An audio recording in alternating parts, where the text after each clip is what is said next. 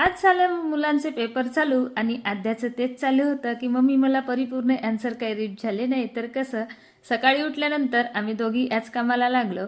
आद्याला घेऊन बसली. आद्या आणि मी परिपूर्ण कंप्लीट आमचं करून घेतलं. आणि इकडे छान माझ्याकडे जास्वंदाचे फूल आले होते आणि डेलीचे फूल येत असतात, यांना बघून खूप छान वाटते. त्याच्यानंतर डायरेक्ट लागली मी माझ्या स्वयंपाकाला. आज मुलांसाठी सुकी आलूची भाजी आणि चपाती बनवली. मुलांचा नाश्ता झाला. इकडे छान आद्याची आंघोळ करून तयारी करून दिली. आणि आज होतं सॅटरडे, तर 8:30चीच बस राहते आणि मुलांना झालं लेट, तर आद्याची वगैरे बस सुटून गेली. मुलांना स्कूलमध्ये सोडून द्यायला गेले. तिथून आल्यानंतर आता आमच्या साहेबांना आलूची भाजी जमत नाही, म्हणून मी त्यांच्यासाठी इकडे नाश्ता केली. इकडे मूग डाळ पिसलेली होती, त्याच्यामध्ये 1 वाटी रवा घातली, कांदा टमाटर सांबार बीट आणि थोडा गाजर आणि त्यांचे छान पौष्टिक असे साहेबांसाठी नाश्ता तयार केली. इकडे नाश्ता होतात, मी माझी किचन क्लीन करून घेतली आणि मग मी सुद्धा नाश्ता घेऊन बसली. म्हटलं आता कामं तर झाले, आणखी माझी वेळ झाली शॉपमध्ये जायची. बाय सर्वांना, भेटू आपण नेक्स्ट ब्लॉगमध्ये.